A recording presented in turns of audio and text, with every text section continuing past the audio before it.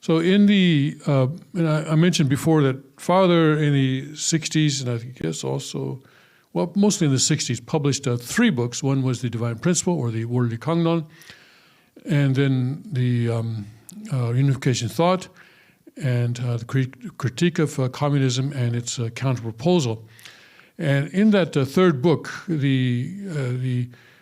one of the main arguments that is made is this comparison between origin, division, union, action, and the Marxist dialectical materialism.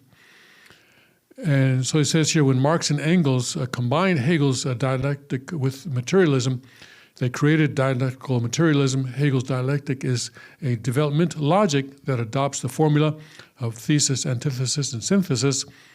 The thesis, antithesis, synthesis formula within dialectical materialism is a formula for development through contradiction, wherein all things develop by unity through struggle of the conflicting parties, namely the thesis and the antithesis.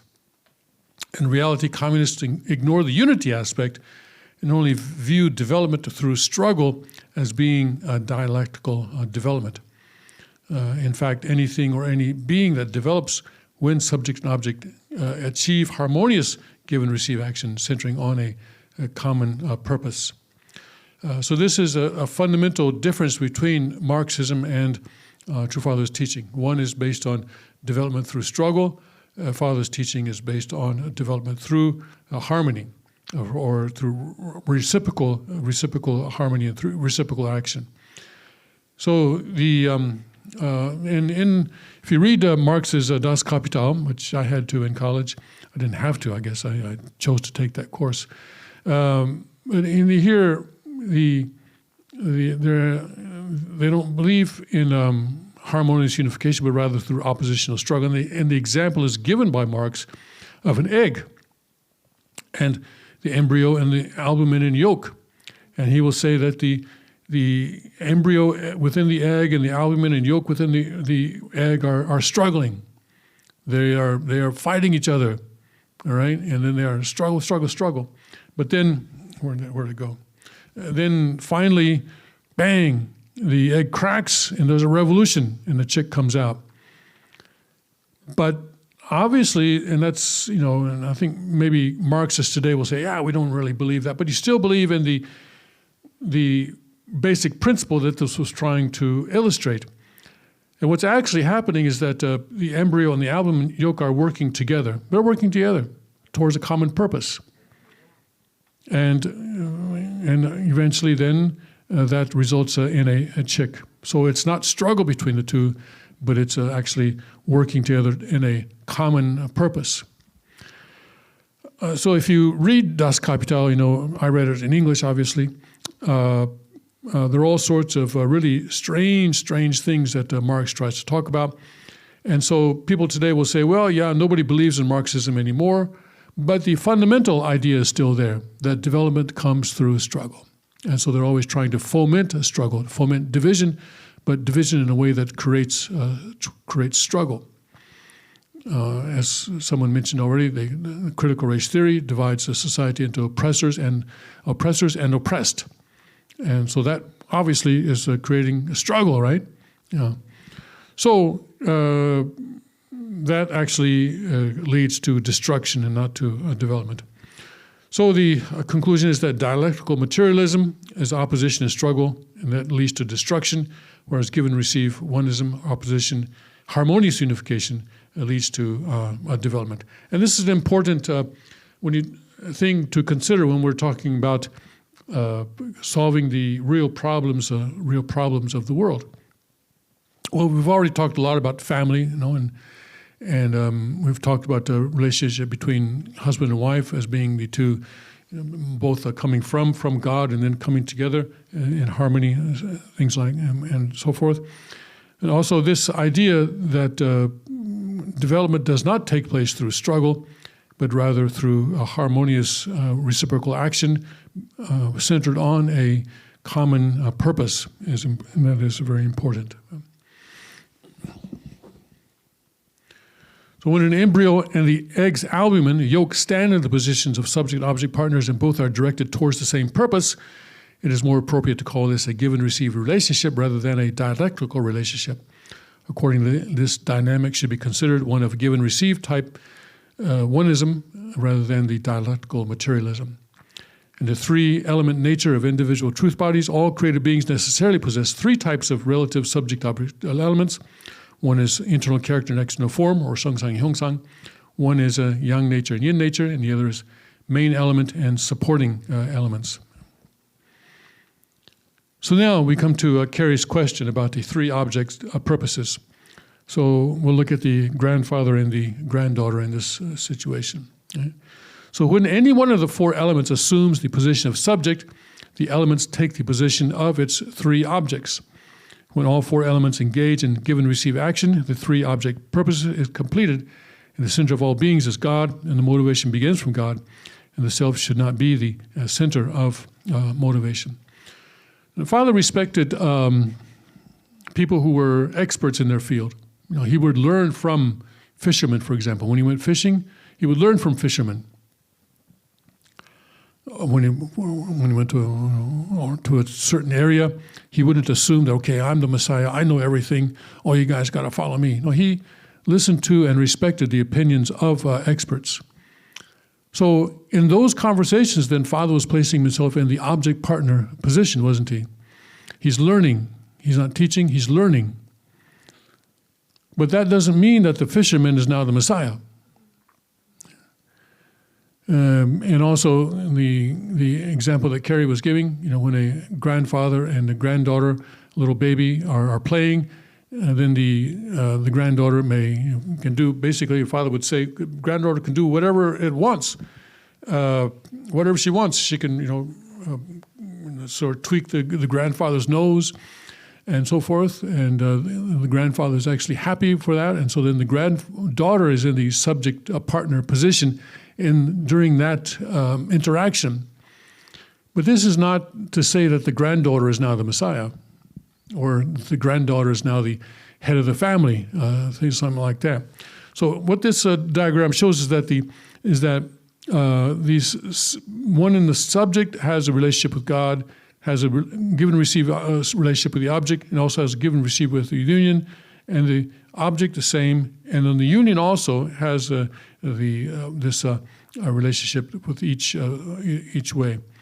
And so it is not this is simply to say it's not a static relationship that is sort of unnatural and has to conform to a certain model, but it is dynamic and is ever changing. But the fact that within the family, the husband is in the subject position and the wife is in the object position, this is the fundamental position is always going to be the same. Of course, there are times when the wife will in a particular interaction, the wife will be in a subject position. But that doesn't change the fundamental positions. Carrie? Yeah, thank you for that explanation. Maybe you could also say, or maybe you already said this, that love is give and receive action is a dynamic relationship, and so there's a changing aspect of it in living relationships of love with other people, but that there's some fundamental position that does not change in the midst of the dynamism of love relationships. Sure. Yeah. Yes. And that is one point where some people are confused these days, which is unfortunate and tragic. And let's then go to the four-position foundation. When four elements engage in give and receive action, and the three-object purpose is perfected and completed, the four-position foundation is formed. So then each of these positions has give and receive action with the three other positions. So this is not just a God only relating to the subject and object. God only also relates directly to the fourth position as well. In the case of the family, this will be a child. The child has a relationship with the father and with the mother, but the child also has a direct relationship with God. And God has a direct relationship with the wife, a direct relationship with the husband. So there's always, this is a dynamic thing that's going on here. And this is the foundation for the completion of God's purpose of creation. So the four-position foundation is probably the most important thing. And this is what was formed on September 23rd, 2017. You know, people, established Christians, wonder what was going to happen in the sky when all the sort of the stars came together, you know, and Jupiter was in, what, I've forgotten now. Anyway, also evangelical Christians were expecting something to happen that day. Something did happen that day. And this is it. You know, human history came to its starting point with God and Father and Mother and Cain and Abel. So the four-position foundation centering on God with Adam, with the person in Adam's position, the person in Eve's position, and then the two children was formed. And so then that is the foundation for the completion of God's purpose of creation. The foundation. But to build a house, you need a foundation, right? So we've been working all these hundreds of thousand years to create this foundation. Got to have a good foundation. Now we've got it. Now we've got it. Now we've got it. And it's never going to go away. The foundation for existence, and the fundamental foundation of love, fundamental foundation of goodness, fundamental foundation of power and energy, and fundamental foundation for 3 stages, because, you know, we have 3 levels there, and the fundamental foundation for the numbers. God is the God of numbers, and for the numbers 4, 3, and 12. 4, obviously, because you got 4 positions here. 3, because you have 3 levels, and also each position is relating to 3 others. And 12, because if you count the number of arrows here, 2, 4, 6, 8, 10, and 12. You got 12 arrows there, 12 directions in which things are working. So these are some of the numbers that God is going to use when it comes to the providence of restoration. So the four-position foundation is so important. And finally it is here, on September 23rd, 2017, or the 8th month, 4th day by the heavenly calendar, which we will celebrate this year on September 10th. All right, so the types of four-position foundations, there are many, many types. So we have the individual. This is the mind and body centering on God. Mind and body come together to create a completed human being, not just any human being, but a original human being, a completed human being, when this mind and body are united, centering on God. But Paul said, you know, my mind and body are not united. You know, I try to do good, but there's a law within me that keeps trying to make me do evil.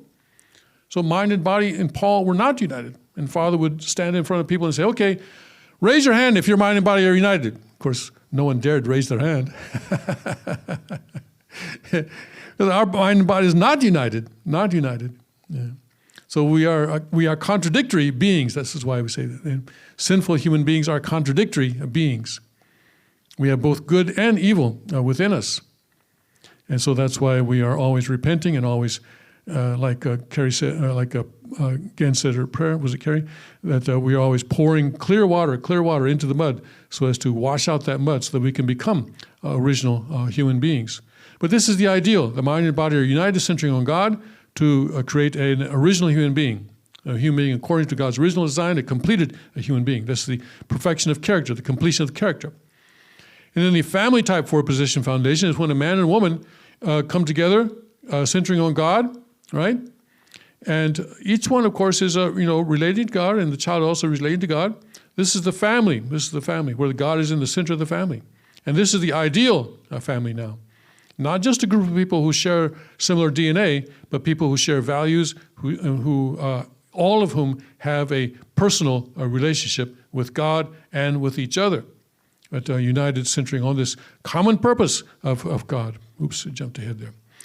And then the dominion, or over the universe, four-position foundation. Relationship between human beings and the rest of creation, all things we say. And then also that will produce God's ideal of creation. So the four-position foundation is important there for existence, for multiplication, for action. And we praise God that it is now coming. Yes, it's now coming. Okay. So Father by himself could have this, but not this. He could have oops, I'm not showing you my pointer, am I? Father by himself could have the individual four-position foundation, but it took until 2017 to create to complete the family four-position foundation, and I'm sure soon we will have also the four-position foundation with the relationship to the creative with the all of creation. Yeah, IPCC notwithstanding. Okay, and then the mode of existence of the four-position foundation. Okay, now here we go to above, front and back. It's circular motion, but it's also spherical motion. Because this is dynamic, it's always changing angles. And so it's actually not just a square like this, but it's actually a sphere. It's spinning. You know, the subject and object are spinning around, and also it's spinning, and then also it's spinning. Standard of absolute values, God, absolute values, true love, true life, true lineage, and absolute six. And the privileges of true love, and this is important, rights of equal status, right to live together, right of participation, right of inheritance. This actually is the vision that Father gives us for our relationship with God when we become His true object partners of love. That we have right of equal status as God. Boom. The Christians go running for the hills on that one. Because God is not some far off. He's bringing us up to be equal status as God. And the right to live together with God. And the right of participate. So right of participation means that anything that God does, we can be there. And also the right of inheritance. God wants to inherit everything to us. God wants to inherit everything to us, so that we are the owners. But to be owner means that you got to take care of it. You got to have interest in it, and you got to know about it, right? Right? You got to know about it. I don't really have a ownership over this computer because I don't really understand it. If it breaks, I got to go to someone who does. So I wish I knew more about it. But, you know, the creation, you know, again, the example of the second king, when he goes out into the woods, he's just his encyclopedic knowledge of all the plants and trees and grasses and flowers and everything is just incredible. And we really praise God for that, because he's interested in creation. And so he is developing the ownership over that. I don't know if it's perfect or not. That's for God to decide, true Father to decide, but I'm certainly very impressed by it. And here, she's above and below. So God and human beings, right and left. This is husband and wife. And then front and back. As we said, this is siblings, with the oldest brother being in front and the others in back. But there's a center here. And this center is always where God resides. And this is the idea of the perfected and completed family ideal.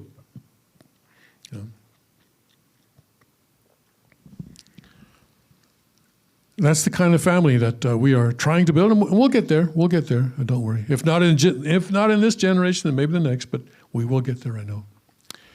And the omnipresence of God. See, in the world where God's purpose of creation has been completed, all individual beings embody God's original internal nature and original external form, giving rise to spherical motion of forming the basic foundation for God's governance and action. In this way, God becomes universally present in all created things.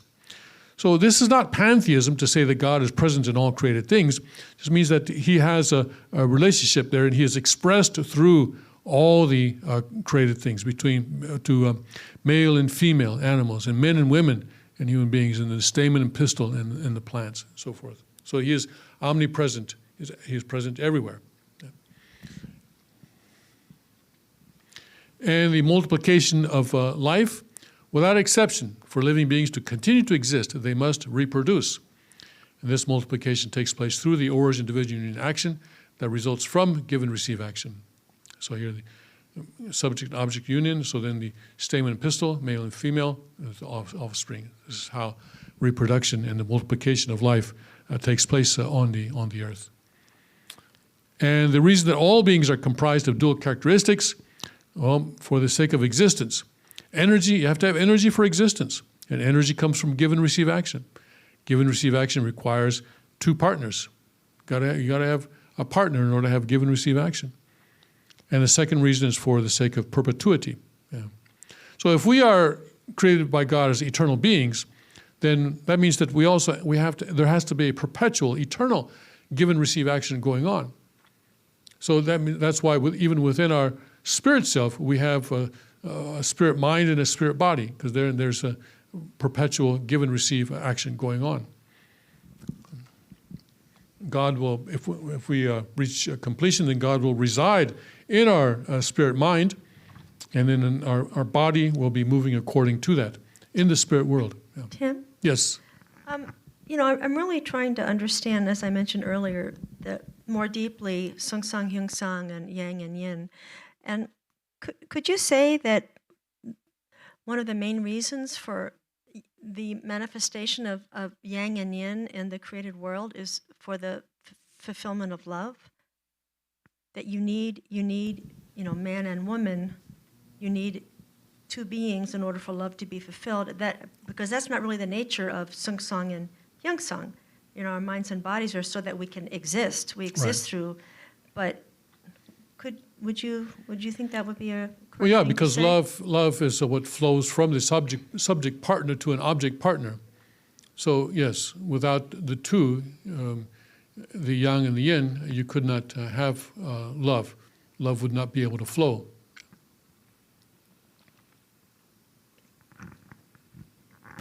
It flows from 심정, but then it flows to an object partner, and is reciprocated with beauty. Would you say that you could distinguish the two sets of dual characteristics by that would be one way by which you could talk about this being different? Thank you.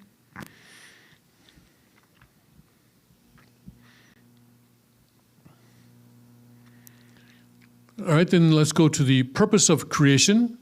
We've already covered this a little bit to say that God's purpose of creation is joy, and motivation is 심정. The purpose is joy.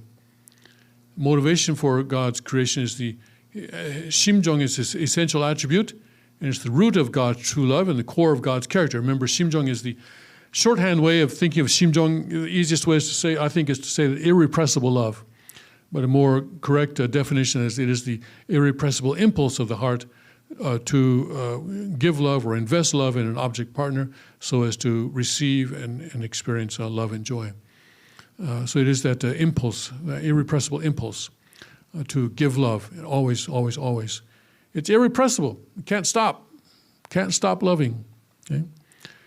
And then receiving love flows to the object, and then joy is returned. So then this is the 심정 impulse.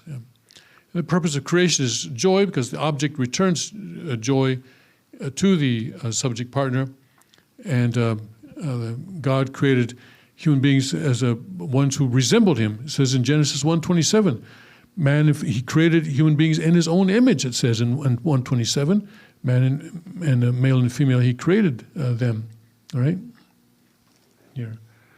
So God created man in his own image. In other words, he created human beings to resemble himself.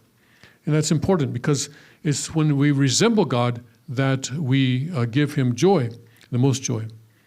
And in the image of God, he created him, male and female, created he them. So Genesis 1:27, and then John 14:20.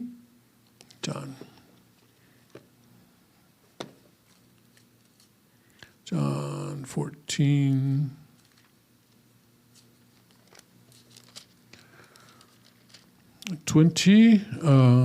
At that day ye shall know that I am in my Father, and ye in me, and I in you. John 14:20. And then Matthew 5:48. Well, that's of course we know that one. It's you shall be perfect as your Father in heaven is perfect. Yeah. So that's Matthew 5:48.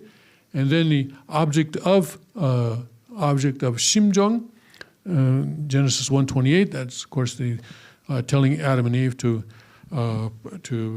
be fruitful, multiply, and have dominion over the earth. So object of 심정 there. Okay, so the purpose and motivation for creation, and then the object of goodness for the sake of God's joy, and God's governance through the four-position foundation, and God's joy is also through the four-position foundation. God gave the three blessings to human beings in Genesis 1:28, and the first blessing was to be fruitful, which meant to complete our character, the completion of character, to become, as Matthew 5:48 says, perfect as our Father in heaven is perfect. You know, I've looked at as I said, I think not perfect, but completion is more resembles Father's word 완성, and I've been trying to find where, you know, in the Bible, in the Korean Bible, we see 완성, but actually in the Korean Bible, there's another word for perfect. This is going to get too far down the rabbit hole, but I've been looking at this word 완성 a lot and trying to find examples in the Korean Bible where perfection is discussed. But anyway, completion of the character, individual character, and is what is. So when mind and body centering on God become one. Right now we are not one, but when they do become one, then that is the completion of character centering on God.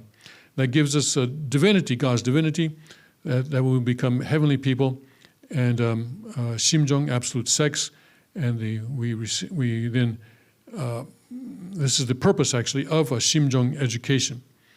And then in the second blessing, and these are not, as I mentioned, these are not necessarily consecutive. There's a lot of overlap. You cannot say, well, no, you can't start the family yet because you're not yet perfect. As the king was saying one time, some people don't want to get blessed because they think they're not ready. But he kind of corrected that, saying, well, you are ready. You can't wait until you're completely perfect before you get married. That's not the way to do it, because, well, husband and wife complete each other. They help each other reach completion. Now, I know that I'm a completely different person from the Tim Elder that married or was blessed with my wife, because she has changed me, and I have changed her. We are changing each other. We're not yet perfect. We're not yet complete, but we're working toward it, and we've, I think, come at least a significant way toward that goal. So these three are not consecutive. You can't have dominion over the universe until you've got a perfect family. No, it doesn't work that way. Yeah. Don't wait like that. So we're always learning about the universe and about the environment, and trying to understand how we can improve our dominion or our governance over the environment. But with this family, we have from the family of good people, we have a world of goodness and heaven life and education of norms. Education of norms, we know the rules that we follow. Don't lie, don't cheat, this kind of thing. Yeah. And then the three blessings. The third is to have dominion, and this is the reciprocal relationship between human and the rest of creation, which we refer to as all things. And then from that then comes God's ideal world, kingdom of heaven in the physical world and the spirit world, and that is Cheonryuk. Yeah.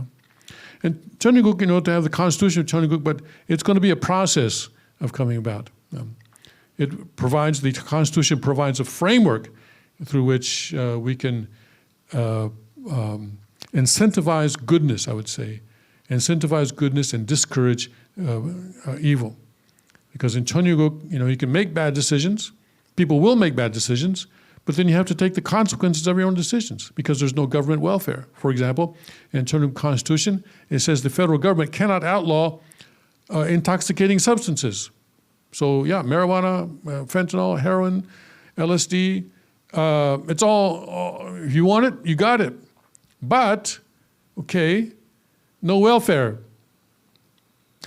No welfare. Okay. So if you can't work, if you can't find someone who will hire you, even though you come to work high every day, well, if you can't find, then yeah, sorry about that. But there's no government welfare. So of course, if you can fall back on your family or you can fall back on your community, that's fine. But they're probably going to establish some limits on you. All right, I'll help you this time, but you know, what do they call those sessions? Intervention sessions, right? You're going to have a few of those probably. The government doesn't do intervention sessions, does it? No, because they don't love you. Yeah, they don't love you. Yeah. Hey, it's not my money. Yeah, Federal Reserve created it out of nothing, so here, take some more. Yeah. So that's the framework that incentivizes goodness and discourages evil. So over time, just like that pool of muddy water, things will get better and better once that comes into actual force. The greatest of the three blessings, the blessing of marriage, the inheritance of God's true love, true life, true lineage, and absolute sex. And absolute sex is the completion of the realm of liberation through the portion of responsibility. And that's why it's so great. That's why you see the king is so always, someone said that he's always smiling when he's giving the blessing. There's a reason for that.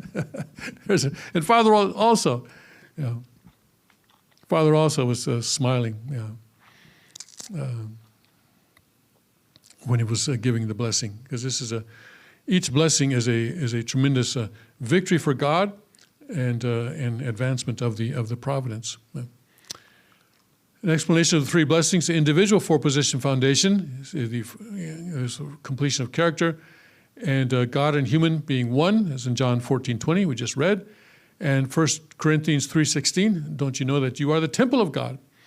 Paul says in Corinthians there. In Matthew 5:48, you shall be perfect as your Father in heaven is perfect.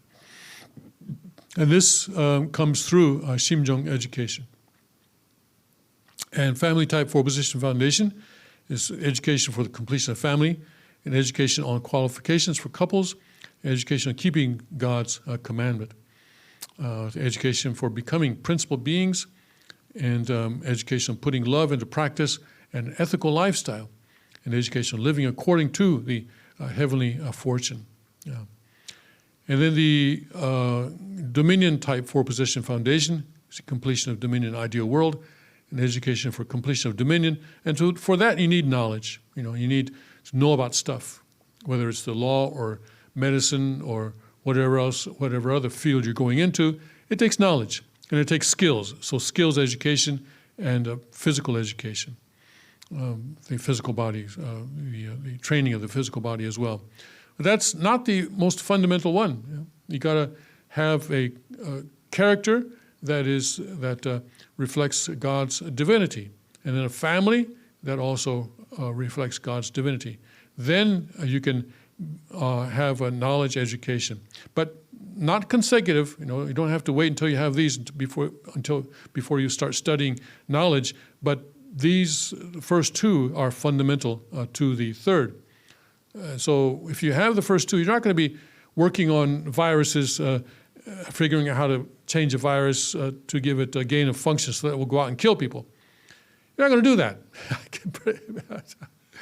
Just ridiculous that they are doing that in these three labs in China and the United States. And we're guilty of it too. Yeah. God's creation ideal and family type four-position foundation. I know Obama said he stopped it, but now we see that he didn't.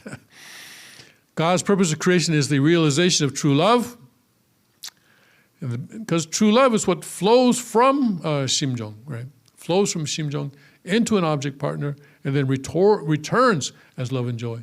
So God can only experience love when he invests love in an object partner. Just keeping it within himself does not give him an experience of love. Even if he is the God of love, he cannot experience love until he puts it in an object partner and then it comes back to him as love. The basis for the realization of God's true love is the family type four-position foundation. And God's true love appears through divisible love. In other words, divisible love means that parents can love a number of different children, 4, 5, 6, 7 children, all equally. You can have one-on-one training and education with all of them. You can have individual relationships with all of them. And so God can also love each one of us. But there's also something called indivisible love. Love that cannot be divided. And that's the love between husband and wife. Right? If the husband says, yeah, you know, I've got a few wives, that's not going to work. That ain't going to work. I've got 4 wives. The Quran says I can have 4 wives. Yeah, that doesn't work in God's ideal. Yeah.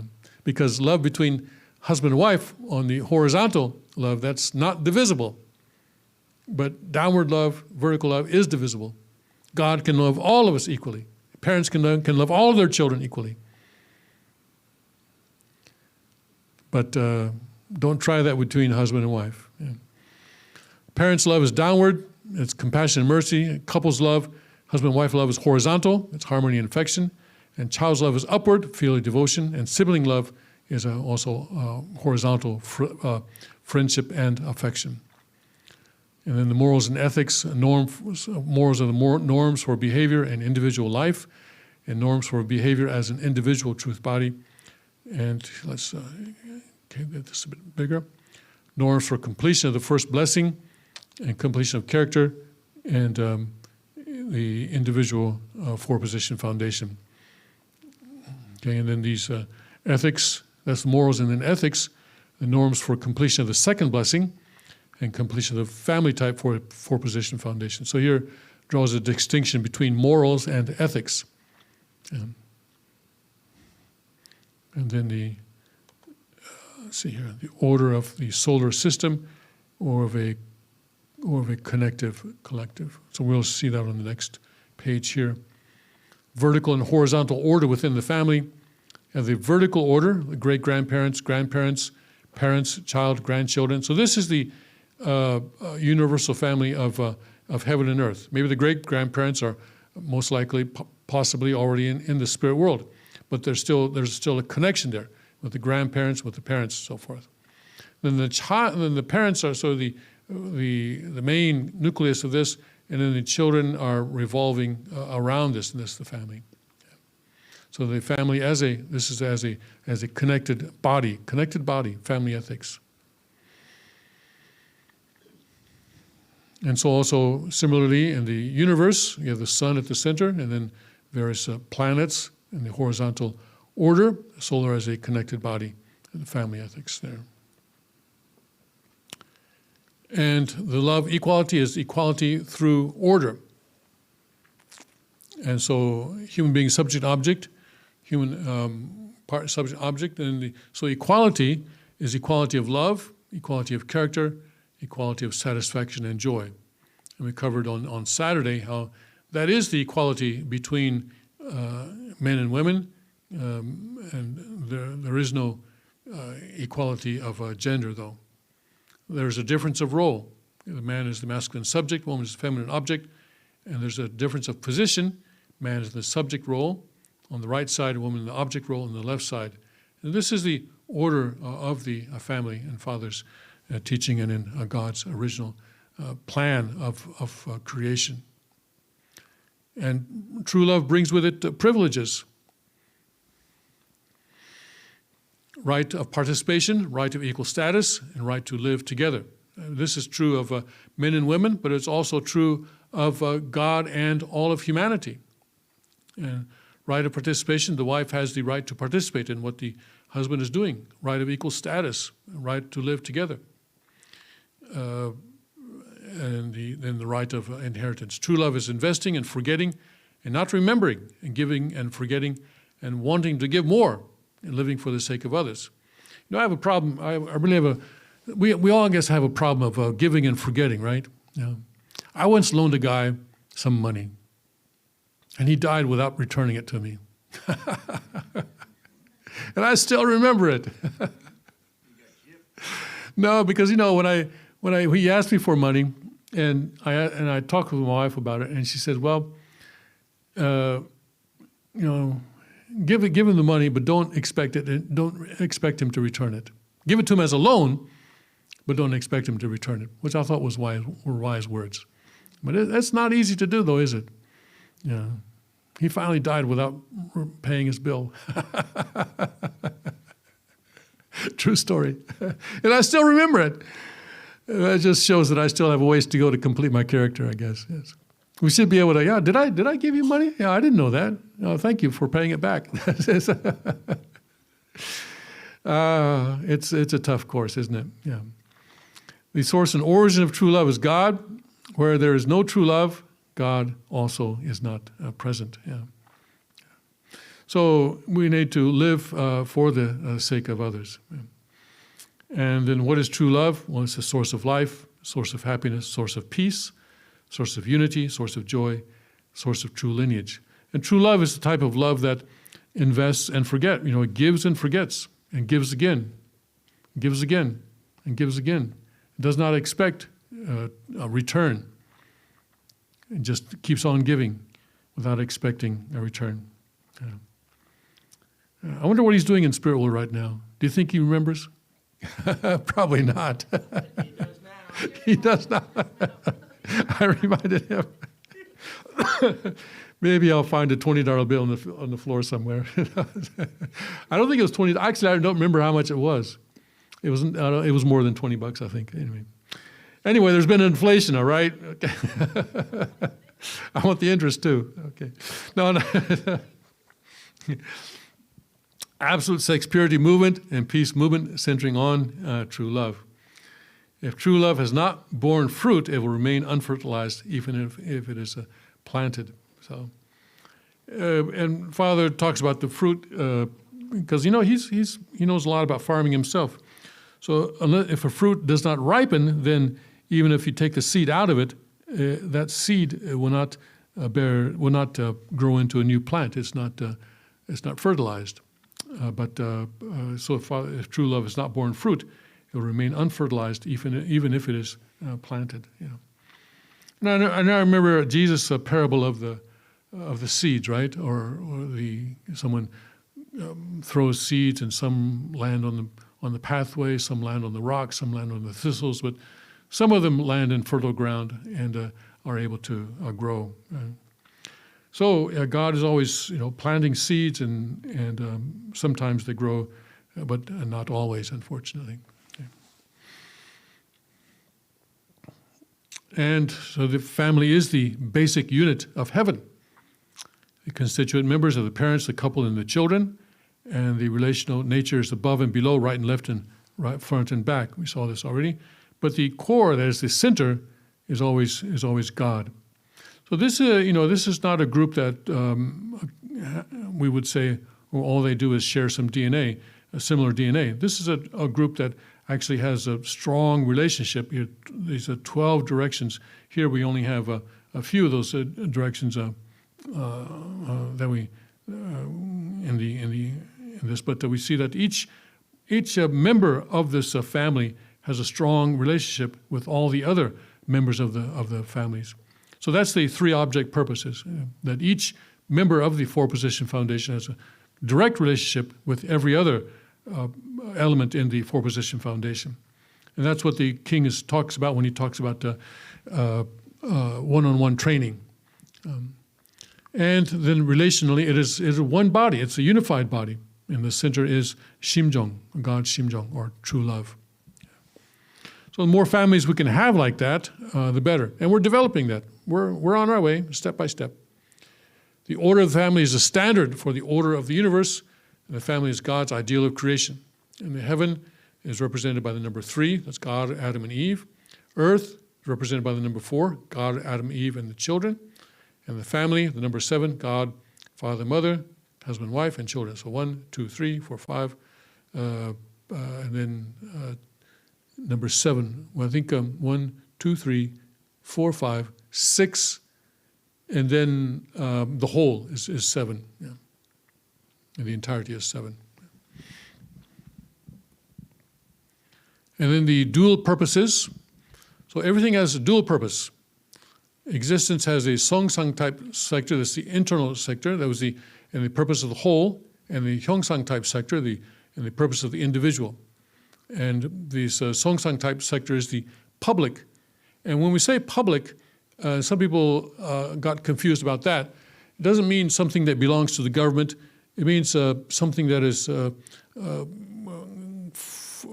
for God, basically, for God, but also is for the whole. But we also have private. And so Father's teaching certainly recognizes private property. One person asked me, will there be international borders in Cheongguk? What do you think? Will there be international borders in Cheongguk? Yeah. You hope so?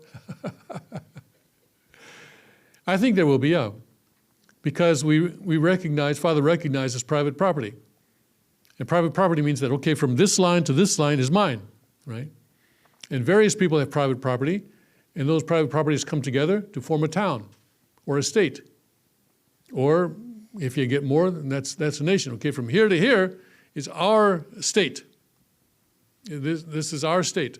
And if you want to come into our property, you're welcome, but you have to follow our rules, right? It's our property, we set the rules, right? So I think there will be international borders in Cheongguk. But the difference is, because Father actually talks against international borders. So what's the difference? The difference, I think, is that all the international borders that we have today were created by conflict, struggle, and blood. Even the border between the United States of Canada and Canada, you think, U.S. and Canada are friendly, but you go up to Buffalo, or you go up there, and there's something called the International Peace Bridge, all right? Anytime you see a bridge called the Peace Bridge, you know there was a war there. That's why they call it the Peace Bridge. Yeah, because there wasn't peace there. Yeah, there was a war between U.S. and Canada, right, back in the 1812.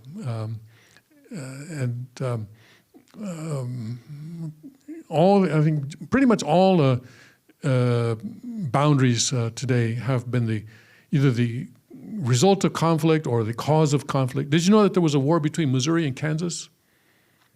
Yeah, from it ended in 1861, and it started, I think, in 1854. I think about 7 or 8 years or something like that, yeah. So anyway, I won't go into that now, but look it up. Yeah, there was a war between Missouri and Kansas back in the, immediately before the Civil War, and actually the Civil War was kind of an extension of that, some people say. But even that, you see, that was the borders between states often, of course, many of them were just drawn arbitrarily in London, like between, Pennsylvania and Maryland and so forth, but either they're the result of conflict or the cause of conflict. And those borders, look at Africa. Wow, Africa is a prime example. Just arbitrary borders that have been the cause of all sorts of conflicts, because the Europeans drew the borders as they wanted them and took nothing into consideration of who was actually living there. So, yes, there will be international borders, but they will be completely different in character from the international borders that we have today. That's my understanding. So yeah, private. That all that talk came from the discussion of private property. Okay. All right, we're going to end at 4 today. So let's take a break now, and we'll come back with our final session at 3:15. Okay.